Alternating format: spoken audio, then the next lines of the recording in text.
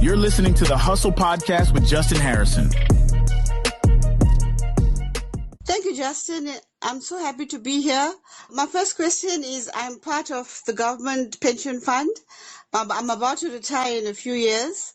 And I just want to say I'm so glad that I joined the MoneyTribe, because I'm going to learn so much by the time I pension off about what the real GEPF is all about. The thing is, a lot of people are desperate for financial information and advice. And part of the MoneyTribe's objective is to try and give people content in a very precise way that's very different from the way traditional education is given.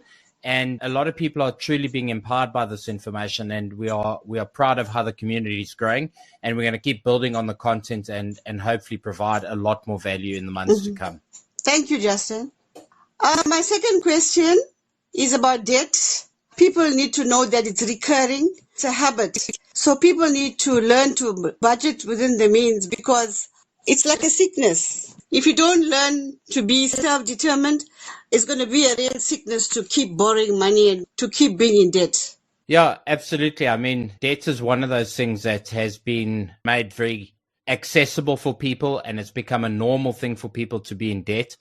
But, you know, like you said, one of the keys to being self-determining your future and becoming sovereign and really figuring out how to solve your problems, and especially if you want to start a business, especially if you're wanting to create a retirement that's going to be successful, you've got to learn to eliminate debt, and you've got to learn to live without debt. And unfortunately, debt has been popularized. It's even worse because the financial institutions themselves exist on the premise that there is consumption. And if you're not consuming product, if you're not consuming debt, it has a major impact on the industries at whole.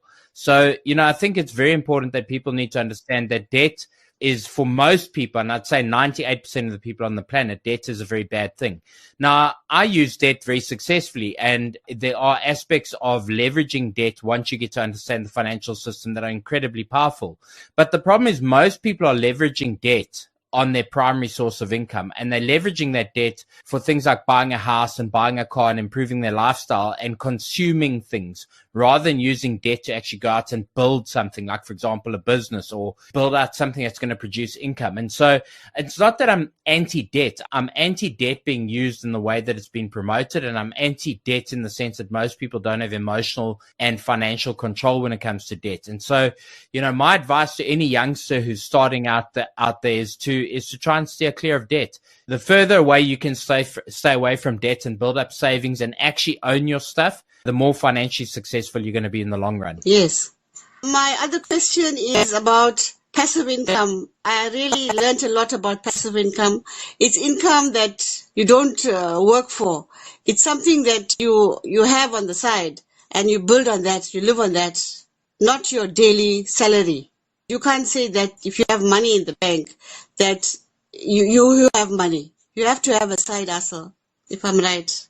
You're absolutely right. So, you know, passive income is a subject which I'm extremely passionate about. I talk a lot about the fact that passive income for me is probably the alternative to a successful financial retirement. I think if you look at retirement funds as a whole, I've been very vocal about the fact that retirement funds are running out of money, and they're entirely dependent on the next generation of funding those retirement funds to take care of the current generation. In addition to which, I don't believe that most people are going to accumulate enough money by retirement in terms of capital to successfully retire. And the statistics are clear. Only 0.08% of the total global population will retire with enough money. So there has to be an alternative. And I think the alternative is teaching people how to create passive income. And passive income, exactly like you said, is non-earned income. It's where you figure out how to create something that you don't have to exchange time and labor on an ongoing basis to earn money. And today there are just so many opportunities for passive income. I believe that every youngster should be looking into it. I think every person that's heading close to retirement should be looking at it. And I can tell you my own personal financial success comes from the fact that at the age of around 27, 28, I figured out that I needed to earn money outside of exchanging time, labor, and effort for money. And so, it took me a couple of years, it took me 4 or 5 years to get to about the age of 32 when I was really, had enough passive income to not have to work anymore. And I think, if I look back on my personal financial journey, it was a very big part of creating financial freedom for me and for my family. And so I'm very passionate about teaching people to think about passive income. And, you know, people generally want me to hand things to them on a platter and say, do this, do that, do this. But everybody's got different skill sets. Everybody's got different talents. And so you've just got to figure out what is it that you're good at and how can you create something around it that will generate passive income. So maybe you write a book, maybe you produce a piece of software, maybe you create templates. I mean, there's so many things out there. It's all about leaning into what you're good at and figuring out how to create that ongoing income. And, you know, my argument, and I say this all the time to people, if I gave you the choice between $1 million in the bank today, or I gave you the choice between 50,000 a month ongoing for the rest of your life, what would you choose? And the obvious answer has got to be 50,000 a month ongoing for as long as you live, because it means that over time, it's actually going to be worth more than the $1 million. But people don't think about that. People are chasing a number in the bank. And we need to get people to start thinking about chasing down the ongoing reoccurring income. And I think that's the secret to successful financial planning. I think it's a very big part of the secret to becoming financially successful to the point where you can retire financially. And so that for me is certainly something that I'm very passionate about. Yes. The other thing is the mental aspect, how you need to be strong in your mind and body to help you to become a success, because everything starts inside and it's inside of you. I love that about the Money Tribe. Yeah, you know, I think I once again go back to my journey and I look at what has separated me from my peers, what has separated me from people who I went to school with and who I've, you know, run businesses with.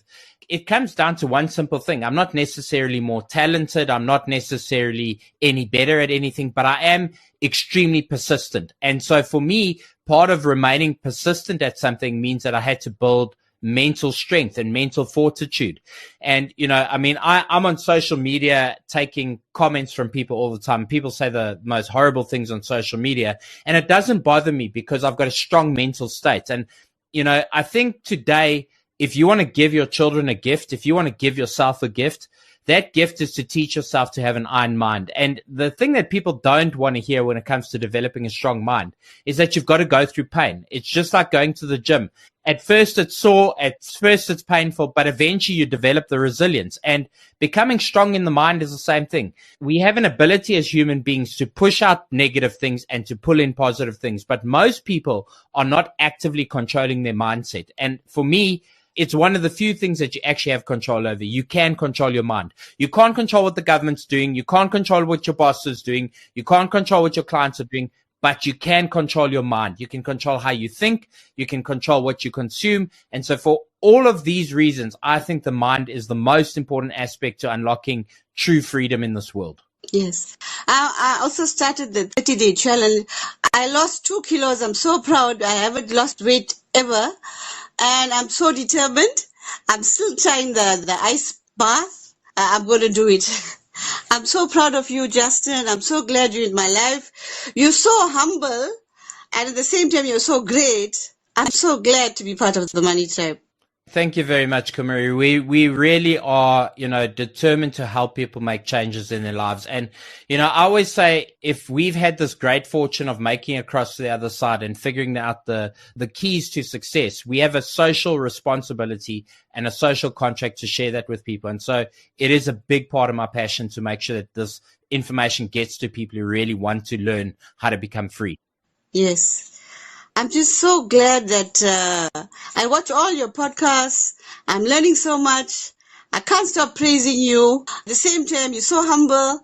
It reminds me of me. I'm also humble, but sometimes I feel to be like a big show off that I'm part of the Money Tribe because I'm learning so much. Thank you, Kumari.